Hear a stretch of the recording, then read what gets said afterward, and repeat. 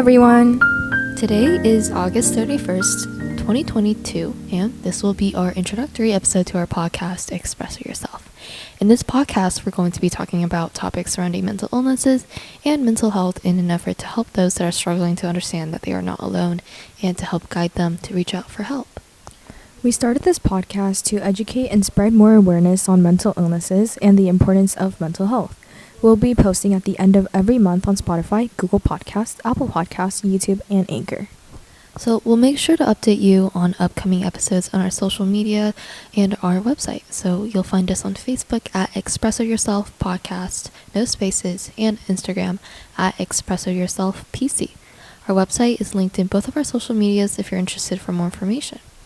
We'll mostly be talking ourselves with research that we've done on topics specific to the episode, but we'll also be inviting specialists here and there to get a professional's insight on these topics aside from us.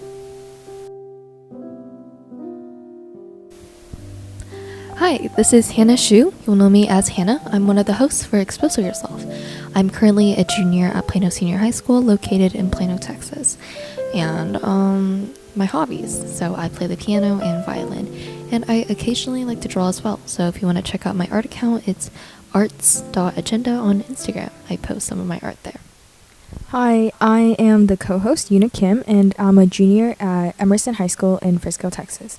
I play violin as my hobby, just like Hannah, and I also record my life and productivity on a studygram, Listomance. Make sure to check that out.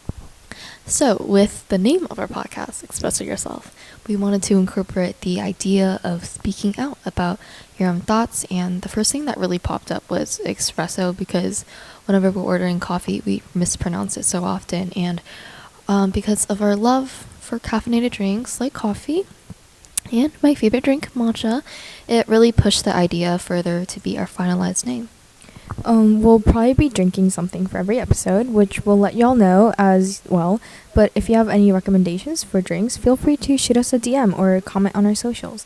Today I have a blonde vanilla latte, and Hannah's here with a matcha latte with oat milk because she's lactose intolerant. Okay, in my defense, Yuna is also lactose intolerant, but she just decides to deal with the consequences of her actions later in the bathroom. Oh my god. Okay, enough about that. Let's start off with our own experiences, which led to why we wanted to start the podcast in the first place. So, something that we're both really familiar with is obviously Asian parents, because we are both Asian. And so, something that most Asian parents typically think is that they typically think that mental illnesses are like fake. And so they sometimes don't want to test for it, and it's just, they don't really believe in it. Yeah, so to talk about my signs of depression, during the COVID era, I was basically alone often, and did not have any interaction outside of family except like maybe FaceTiming my friends every so often. And I feel like seeing my family too much, and I mean, that's not necessarily bad, but all of us see everything we do in a day, and we start getting annoyed of each other, and I feel like we started fighting a lot, and that definitely brought some negativity in my life. So, to kind of trail back to the Asian parents not believing in mental health. So, I've always had signs of ADHD as a kid, so I was super fidgety, and I was never really able to focus on the work. And so I was never really able to sit still. Like, I practice piano, right? I won't be able to like sit on the piano stool for longer than 20 minutes, unlike my brother. But it was the same with homework, and my parents would call me monkey butt, which is just a little bit funny, but I suggested testing for ADHD, but they didn't really want to test for it. They thought it was fake, and they thought it was just mainly my work habits and not really my mental issues, and they thought I should just schedule and figure my stuff out, which I don't think that's partially true. And to go back to my signs of depression, I definitely also had signs of anxiety, especially from school, because it was my first year of high school, and that was when COVID was going on, and I had everything online, and that made me really lazy and procrastinate often. But because I still had the anxiety that I still needed to do well in school, I got a lot of stress that I wasn't doing work, although I was the one that was being lazy, and it was a complete cycle where I was lazy and then I procrastinated, but then the procrastination made me anxious about the situation. And for a little bit, waking up for school started making me really stressed, especially like my alarm. Every time I hear my alarm, Oh my god, yes. I get so scared. Like I could accidentally have an alarm throughout the day, and then that would make me jump. It was not great.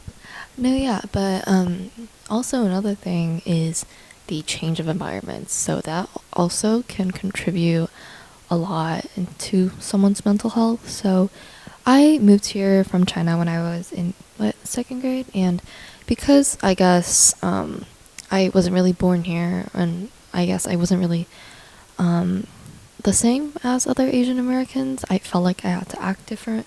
So I was really not in a good mental state as a kid because I've always had a very bad case of identity crisis. So I was really insecure, and I was really I guess like self-conscious about what I say or do, and I was scared that it would make me look any different than everyone else.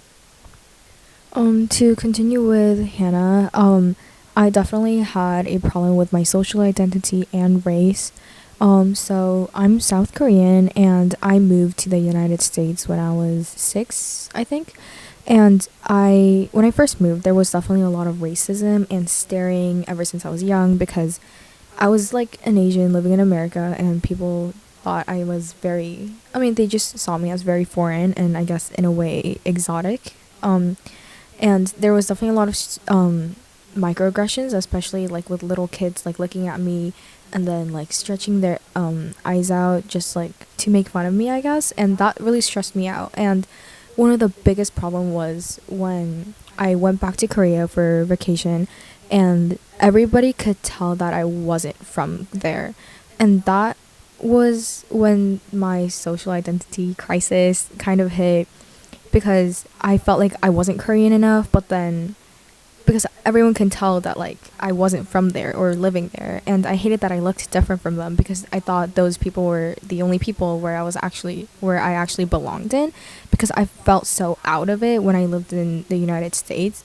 But I realized I technically don't even belong anywhere anymore, and I feel like that definitely made me very stressed. And especially in the United States, when COVID made like Asian hate crimes even worse, I was more mentally unstable on what I really was and who I was. Yeah. Yeah, but same with me. I was, I guess, like confused on which side I was on, because I didn't technically grow up here. I wasn't really Asian American, even though like my dad has an American passport and so do I. But I wasn't really fully Chinese either, because like after moving to America for now around 9 or 10 years now, I wasn't really fully Chinese either, because it's just really confusing. But like I remember elementary school especially, I even lied about whether or not I could use chopsticks or not, because I thought like if I say like, hey, I can't use chopsticks, it made myself seem or felt like more American and felt more similar with everyone else. But it was something really, it was a really impulsive decision, but I kind of feel bad for my kid self now that I think about it. But I also remember whenever I was asked if I was born in America, I would say no, because I was born in China. But even though it wasn't really that big of a deal, it made me feel really left out and different from everyone else. And yeah. So to introduce social media burdens, followers almost started feeling like a rank to both of us. So social media, it takes up a really big part of our life. And me and Yuna in middle school, we would mass follow people. No, right? So like in order to get followers back, we would mass follow people, we would mass following people, and also download those apps, those unfollowing apps, then can figure out who's, not really following you back. And yeah. Yeah, and there was a new update on Instagram. It's not very recent, it was like a few years ago, but it's where you can hide your likes. And at first I was like, oh my gosh, this is so great. Like I don't have to stress so much about my likes not being as high as it before anymore. And but now it's like, in a way, hiding my likes makes me feel like everyone can tell that I'm not actually receiving enough likes. And yeah, and as Hannah said before, I also did mass follow a lot of people, and I really wanted to get those validation with like random people, like the strangers of the internet, like just being like complimenting me, and I just thought that was like the what I needed. But that also brought out a lot of creepy old men trying to hit you up, both of us up, and that was something else.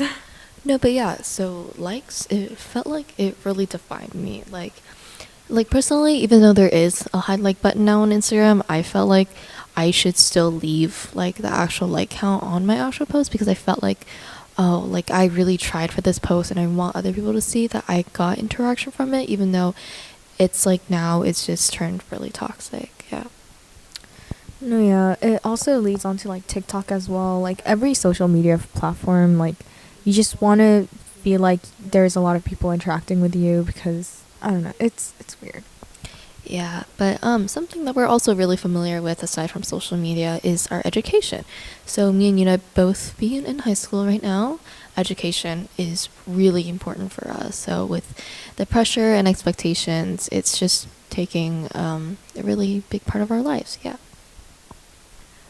So I definitely had a lot of comparing like with my family, like with my sister being done like from my family because my sister is oh my god, I almost said try hard. She's very hardworking and she's also very smart, so she has a lot of like great achievements, and compared to her, I was very rebellious, I guess, when I was a kid. No, yeah, same for my brother. Like he was, I guess you can say he was the golden child, but he was Mhm. good at everything. He was got it to state for both of his instruments, did really well in school, yada yada yada. Like he was the kid that other families would be like, hey, like you should be more like him. And it didn't feel the best to be the younger sibling, especially because I felt like I was always compared to him when it comes to academics and extracurriculars. Yeah, and we both definitely went through our parents telling stories about other people doing internships and like how great their stats are and the type of colleges they get into. And I feel like because they just hear so many things from these other Asian parents, they expect all of those to be put into us as well. No, yeah. So, like speaking of college, I remember like there's this one dude. He's he's going to the same high school as me right now, but we had the same piano studio, and I think he went to like Harvard or something like that. But I remember my piano teacher told me about it, and I was like, wow, great, good for Yeah, him. right. Yeah, it's like my mom would like just hear from this one woman just being like, oh, my daughter's so good at the violin, like she got into state this, state that, and then like she hears from a different family that like has really nice stats and like really good grades, and this other family who has really good extracurriculars, and she would just be telling me all of these things, and now I'm just like expected to be good at all of those when all those people are just like good at that specific thing. No, yeah. So like because of all of that pressure, like it puts a lot of burden on both me and Yuna, especially from the past year. So sophomore year was a little bit rough for us, but even in school, we didn't really feel like there were a lot of, I guess, like trustworthy adults at school. Even though like counselors, right? They proclaim themselves as, hey, like you can talk to us. We'll keep it confidential. But like in middle school, like I've heard a lot of stories of like students getting reported over their mental illnesses and like having to like get sent to places, right? And so like even me in middle school, like I try to talk to my counselor about like the situation that I had, but they basically told me to like kind of figure it out myself. And although not all counselors are bad, like the counselor that I have for my 9 to 10 school, because school's like kind of different here in Plano, but like she was honestly like the best person I've like ever had as a counselor, and she was really safe. But trustworthy adults is it's a little bit hard, yeah, to kind of figure out who to talk to and who is reliable. No, yeah, and to move on to the topic of friends. Hannah, do you want to continue? Yeah, sure. Like, speaking of friends, especially when you're like not able to surround yourself with trustworthy adults, you could always talk to your friends. But like then again, personally for me, I didn't want to put any burden on like my friends. Like I didn't want to talk about my own problems in a serious way because it felt like I was actually pushing my own issues onto them. Like, I tried the suicide hotline during a really bad time of my life, and I ended up texting them instead of calling them because I was scared that like someone in my house would hear, and I did not want that. But they ended up leaving me undelivered, which is just a little bit funny of a story. Yeah. No, yeah, and I don't even think the problem was that you texted them, because I definitely called them before and they put me on hold. So I was like, oh, that's great. Oh my god, no, yeah, like, but then again, like suicide hotlines, I think, don't count me reliable on this, but I'm pretty sure most of them are volunteers, but I really appreciate them for doing like their service. Yeah. Right. But more about friends. So me and Yuna, like we're both, I guess like easily perfectionists, especially like because we grew up with such an environment that we have to be good at a lot of things. But I felt like I could always do better. So I was never really satisfied with myself, even now, like with anything that I did. And like piano, I felt like, hey, like I could have played this part better, or like for violin, I could have gotten a better chair, or like for grades, like I seriously could have like done just a little better, like a couple more points better if I just put a little bit more effort. And it just became really unhealthy for me. And like last year, I tried to schedule myself to do all these things that I wanted to improve in, but I ended up just getting like 2 to 4 hours a day of sleep, and it was a really bad time. Yeah. No, yeah, sophomore year was very tough for both of us. I feel like that's one of the reasons we both got really close and like really tight, especially because we were both really struggling last year. And yeah, we would grab like coffee every single day together because we both got no sleep all the time. And it was, yeah. Yeah, but let's move on to another topic of eating disorders. So this can be a really sensitive topic for some people, so I'm just gonna put a trigger warning here. But yeah, if you want to start on that. Right. So for me, I definitely struggled with Korean beauty standards, as everyone just needs to be like super underweight, super unhealthily skinny. And I was also born into a family where saying, "Oh, I need to go on a diet" was normal. And there was like a daily spoken phrase, like even when people were normal weight, like. So I definitely struggled with that as like from a young age. And I was pretty skinny as a kid, but as puberty and COVID hit, I naturally got curvier, obviously.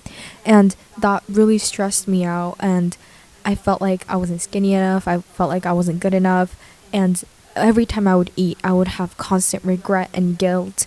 And so that caused me to start starving. But then, because I have such a great love for food, I would start binge eating out of stress, because I hated the fact that I had to give up something that I love so much just to fit into a crazy beauty standard. No, yeah, like same thing for me. Like I love food too much to give it up, bro. Like, Right. like self-image issues was like a big problem for me. Like I was like, hey, like my legs aren't skinny enough, my stomach isn't like small enough, or stuff like that. But like all that stress on top of it, like school and stuff like that, it caused me to binge eat and stress eat at night, especially last year. So before doing assignments, I would make myself a really like large second dinner only a couple hours after eating dinner, and I wouldn't really like realize that it was actually an issue until I dug deeper in it. Like I would eat even when I was full, and I just wanted to snack on something. But yeah, so we just want to let y'all know that like even though our experiences aren't like, or probably aren't at all as similar as y'all's, just know that like we struggled, and we're here to help and give you resources and information on signs and how you can prevent something scary from happening. Right. So that's pretty much it on why we wanted to start the podcast. I hope you guys enjoyed listening to us.